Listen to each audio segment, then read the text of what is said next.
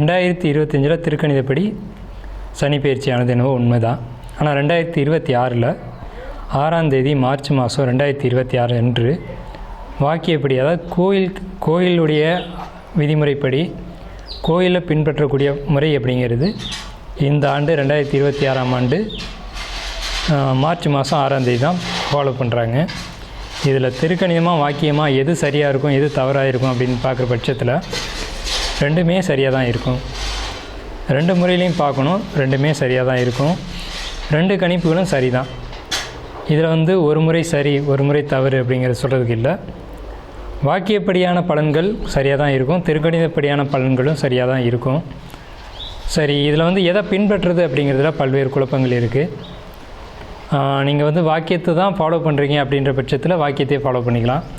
திருக்கணித முறைப்படி ஒரு சாரர் ஃபாலோ பண்ணுறது திருக்கணித முறைப்படி ஃபாலோ பண்ணிக்கலாம். இதில் திருக்கணிதத்துக்கும் வாக்கியத்துக்கும் என்ன வித்தியாசம் அப்படின்னா, கிட்டத்தட்ட ஒரு 10 மாதங்கள் வித்தியாசப்படுது. அதாவது கிரக பயிற்சிகள் அப்படிங்கிறது வித்தியாசப்படுது. கிட்டத்தட்ட அந்த சம்பவ காலங்கள் அப்படிங்கிறது மட்டும் வித்தியாசப்படுமே தவிர மற்றபடி சம்பவம் நடக்கும் அப்படிங்கிறதுல எந்த விதமான மாற்று கருத்துக்கு இடமில்லை. சம்பவத்தில் மாற்றம் இல்லை, ஆனால் சம்பவம் நடக்கும் காலம் மட்டும் மாறுபடும். இது அவங்கவுங்களுடைய அனுபவ ரீதியான பலன்களை தான் கணிக்கணும். இப்போ என்ன கேட்டிங்க அப்படின்னா வாக்கியப்படி அப்படின்ற ஒரு கருத்தும், திருக்கணிதம் சார்ந்தவர்களை கேட்டிங்கன்னா திருக்கணிதப்படி தான் சரி அப்படின்ற ஒரு கருத்தும் இருக்கும். இதில் அனுபவம் தான் சிறந்த ஒரு பலன்களை கொடுக்கும்.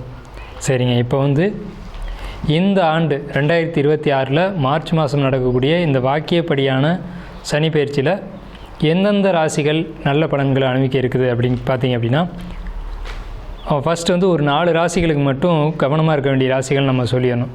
மீனம் உடல் ரீதியான பிரச்சனைகளுக்கு கவனமாக இருக்கணும்.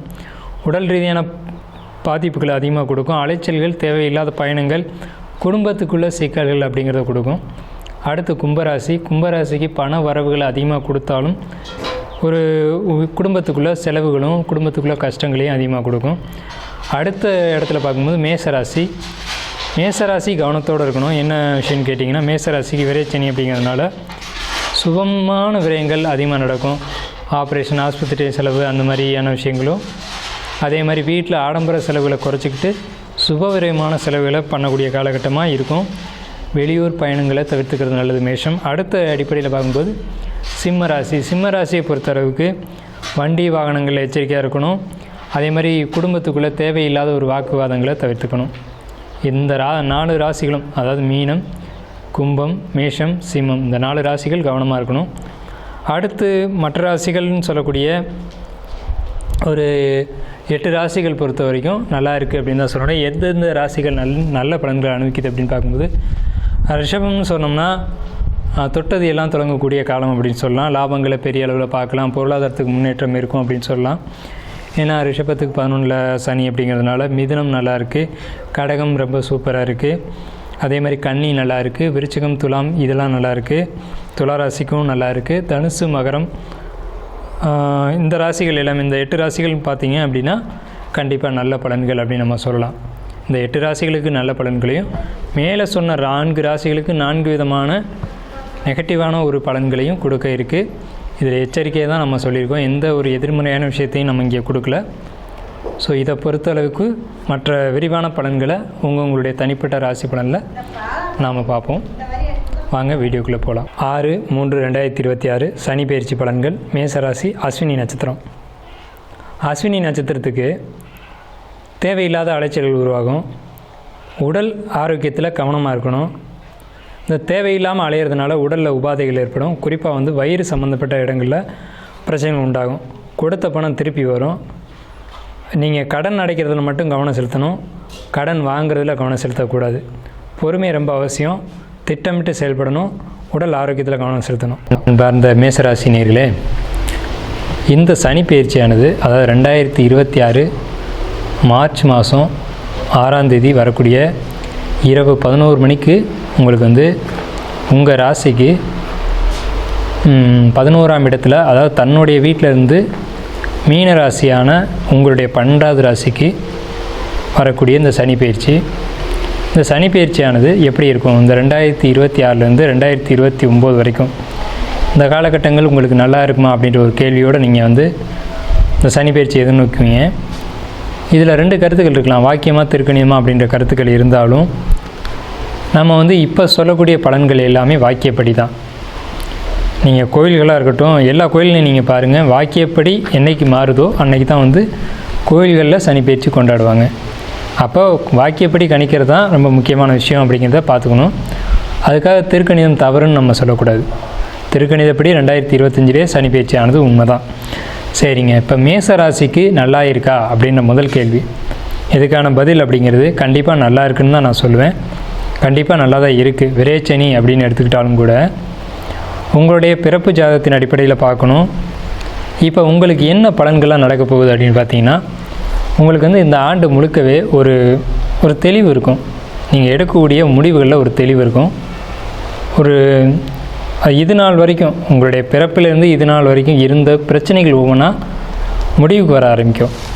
என்ன சார் இப்படி சொல்கிறீங்க, விரைச்சனின்னு சொல்கிறாங்க, இப்படி சொல்கிறீங்களே அப்படின்னு கேட்டிங்க அப்படின்னா, கண்டிப்பாக பிரச்சனைகளுக்கான முடிவுக்கான காலகட்டம். ஏன்னு கேட்டிங்கன்னா, இந்த சனி பகவான் வரும்போதே ஒரு படிப்பினையை கொடுக்கக்கூடிய ஒரு அமைப்பு உண்டு சனி பகவானுக்கு.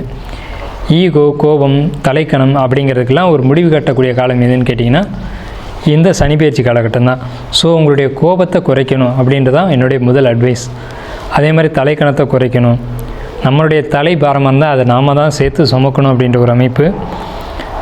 பொருளாதார ரீதியாக எப்படி இருக்கும் அப்படின்னு கேட்டிங்கன்னா, கண்டிப்பாக இந்த விரைச்சனி காலகட்டத்தில் பொருளாதார ரீதியாக உங்களுக்கு நல்லா பாருங்கள்.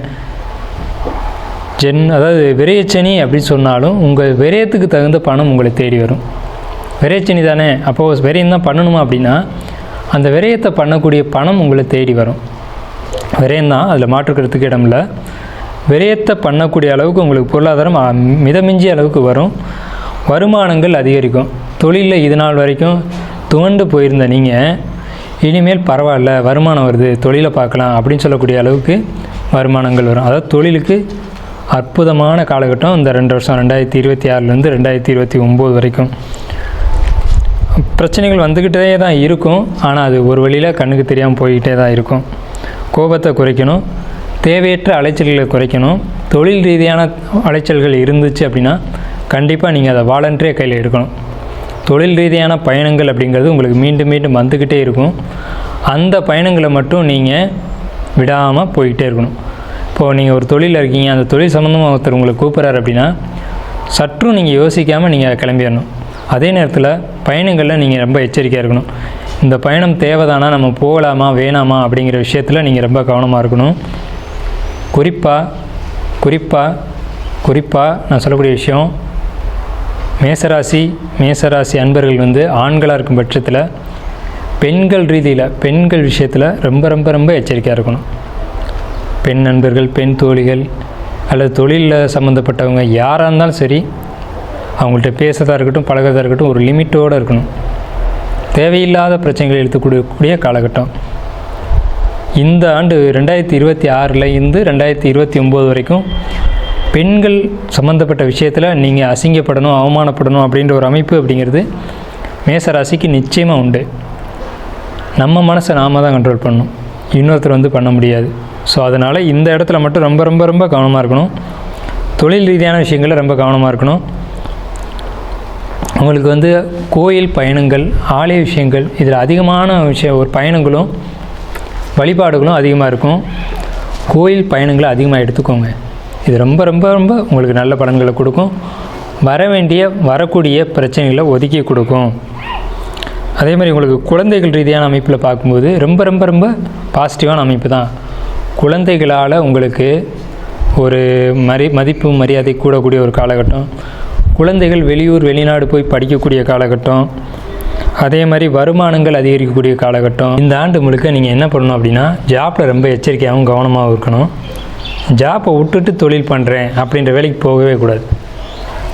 ஜாப்பில் இருந்தீங்க அப்படின்னா ஜாப்பை மட்டும் பார்க்கணும். எப்போ தொழில் பண்ணணும் அப்படின்னு நீங்கள் கேட்டிங்கன்னா அதுக்கான என்னுடைய பதில் அப்படிங்கிறது, உங்களுக்கு நெருங்கிய ஒரு அஸ்ட்ராலஜர், உங்கள் மேலே தனிப்பட்ட அக்கறையுடைய ஒரு அஸ்ட்ராலஜர், இவங்கள்ட்ட நீங்கள் கன்சல்ட் பண்ணிக்கிறது அப்படிங்கிறது ரொம்ப ரொம்ப ரொம்ப சிறப்பான விஷயம். அதே மாதிரி வெளிநாடு போகிறன்ற வேலை வச்சுக்கூடாது. வெளிநாடுன்ற எண்ணமே இப்போதைக்கு விட்டுறணும். நிறைய பேர் என்ன பண்ணுவாங்கன்னா, இந்த காலகட்டத்தில் தான் வெளிநாடு வாய்ப்பு கிடைக்கும், அங்கே போய் கஷ்டப்படுவாங்க. ஸோ உங்களுக்கு இந்த வெளிநாட்டு எண்ணங்கள், புதிய தொழில் எண்ணங்கள், அதே மாதிரி திருமணம் பண்ணுறேன், குழந்தைன்றது கண்டிப்பாக கிடைக்கும், அதில் மாற்று கருத்து இடமில்ல. குழந்தை விஷயங்களில், குழந்தை வளர்ப்பு விஷயங்களில் எச்சரிக்கையாக இருக்கணும். அதே மாதிரி திருமணம்ன்ற விஷயத்தில் ரொம்ப ரொம்ப ரொம்ப ரொம்ப எச்சரிக்கையாக இருக்கணும். உங்களுடைய திருமண அமைப்பு எப்படி இருக்குன்றதை அஸ்ட்ராலஜிட்ட கேட்டுட்டு அப்புறம் திருமண விஷயத்தில் இறங்கணும். சொந்த பந்தங்கள்கிட்ட உங்களுடைய பாசம் பந்தங்கள்லாம் குறைச்சிக்கணும். ஒரு லிமிட்டோடு நிப்பாட்டிக்கணும். ரொம்ப நெருங்கி போய் பழகக்கூடாது. சொந்த பந்தங்கள், உறவுகள், நண்பர்கள் இவங்கள்ட்ட ரொம்ப எச்சரிக்கையாக இருக்கணும். ரொம்ப பெரிய படிப்பினைகளை கற்றுக்கூடிய காலகட்டம். அதே மாதிரி வெளிநாட்டு பயணங்களை குறைச்சிக்கணும். நண்பர்களையே எதிரியாவாங்க இந்த காலகட்டத்தில். கசக்கும், நட்பு கசக்கும் கண்டிப்பாக.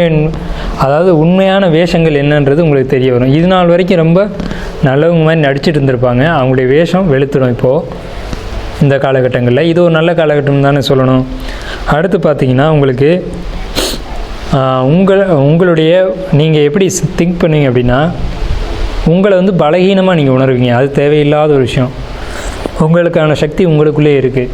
அதை நீங்கள் வெளிப்படுத்திக்க வேண்டிய காலகட்டம் இந்த 2026 to 2029. சுயமாக முடிவெடுங்க.